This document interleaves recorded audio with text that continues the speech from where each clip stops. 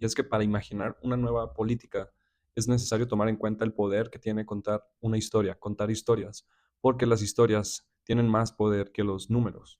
Desde pequeños, por ejemplo, aprendemos a relacionarnos con el poder, con las jerarquías familiares, sociales, a través de cuentos, a través de narrativas. Aprendemos primero sobre cuentos que a contar.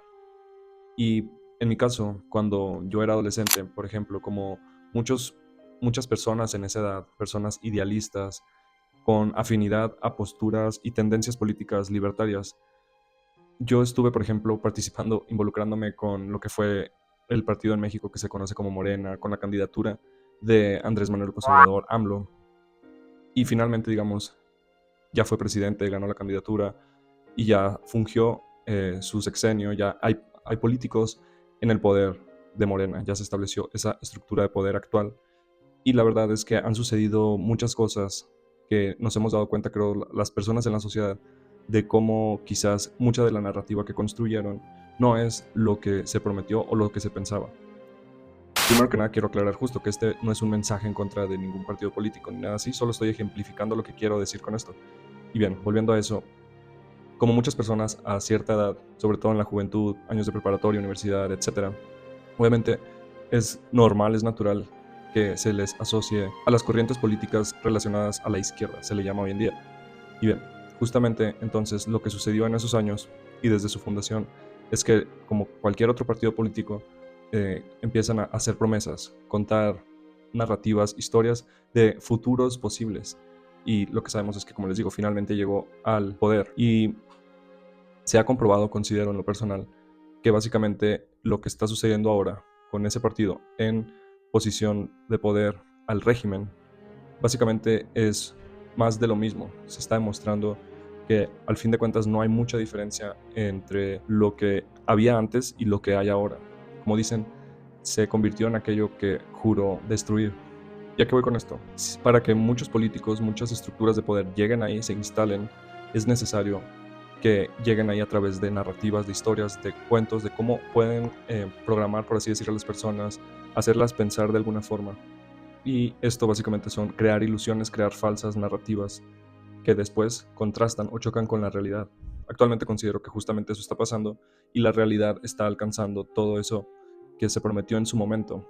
Entonces, estamos viendo muchos ejemplos actualmente, gracias a la afluencia informática, cómo sí se contradice entre lo que muchos políticos prometen y lo que sucede.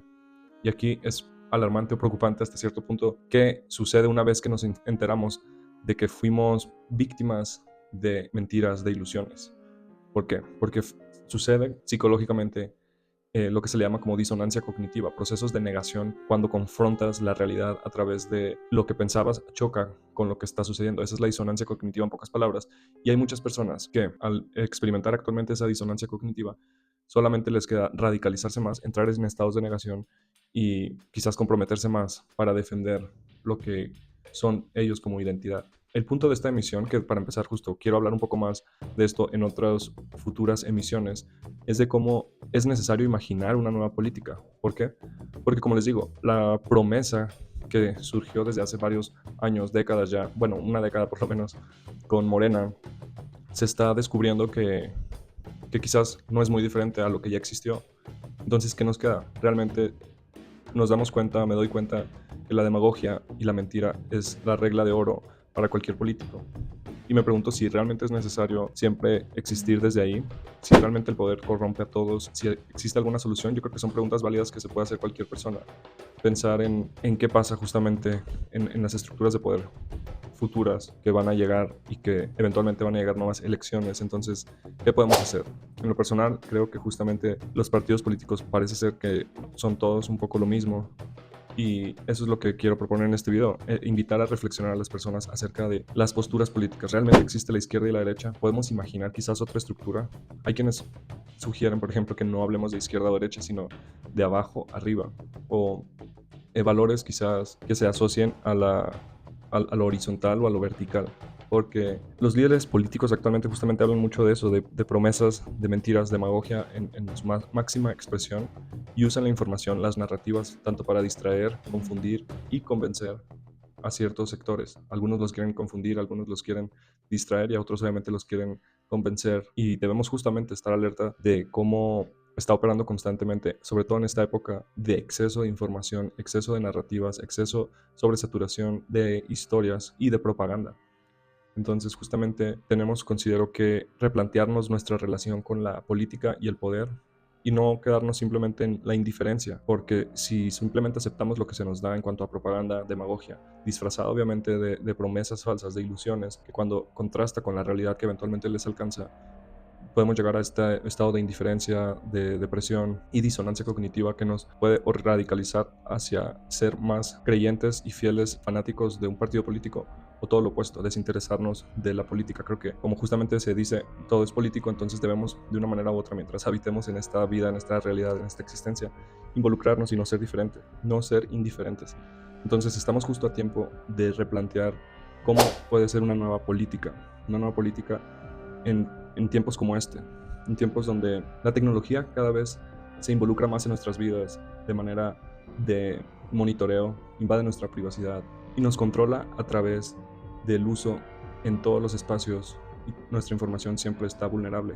Tenemos que replantear también eso. Y yo creo que una de las soluciones principales es la organización, reunirnos una vez más, no quedar indiferentes, como les digo, a lo que sucede en las redes sociales como acto de protesta o acto suficiente para lo que sea que pueda suceder. Hacer frente a la realidad, mantenernos inconformes pero optimistas y, como les digo, empezar a tener discusiones acerca de cómo puede ser una nueva política alejada del quizás la estructura tradicional o las vías tradicionales como los partidos políticos tradicionales. Suena complicado, pero a la vez yo creo que en ocasiones como estas, con discusiones como estas, al fin de cuentas puede ser más simple de lo que pensábamos, por más complicado que parezca. Y eso es lo que quiero transmitir en esta emisión. ¿Cómo podemos imaginar una nueva política si lo que ya se nos ha ofrecido, tanto de izquierda como de derecha, por lo menos en este país, se comprueba que es más de lo mismo? Claro que hay cambios positivos, como en cualquier régimen, en cualquier estado, en cualquier gobierno. Por ejemplo, en México, otra vez volviendo a los ejemplos de este país, cuando gobernó el PRI, pues obviamente hubo cambios positivos en la sociedad, infraestructura, carreteras, transporte público como el metro de la ciudad, etcétera. Y actualmente también obviamente hay beneficios, pero pues eso es básicamente la obligación de quien gobierna. Pero una vez en el gobierno, claro que se demuestra que pasa la misma corrupción, los mismos vicios, que en este caso, quien está actualmente juró no cometer o no repetir. Y hay muchos casos en los cuales se puede ver hoy en día que incluso hoy en día su estrategia para seguir manipulando, persuadiendo a las personas sigue siendo contar narrativas falsas, insistir, repetir ad nauseum todo lo que se pueda en cuanto a demagogia. Por eso quizás también hay que apartarnos de involucrarnos a través de las noticias de consumo que le llaman rage bait o que incita a la violencia, por lo menos psicológica, a todos esos sentimientos tóxicos que la demagogia involucra. Están saturadas actualmente las redes sociales, los canales de televisión de eso, de propaganda y demagogia. Entonces, ¿qué más podemos hacer? Yo creo que justamente eso, trabajar en nosotros mismos y al mismo tiempo participar, involucrarnos más con nuestro entorno. Es importante, yo creo, informarnos y, como les digo, no ser indiferentes a lo que está sucediendo.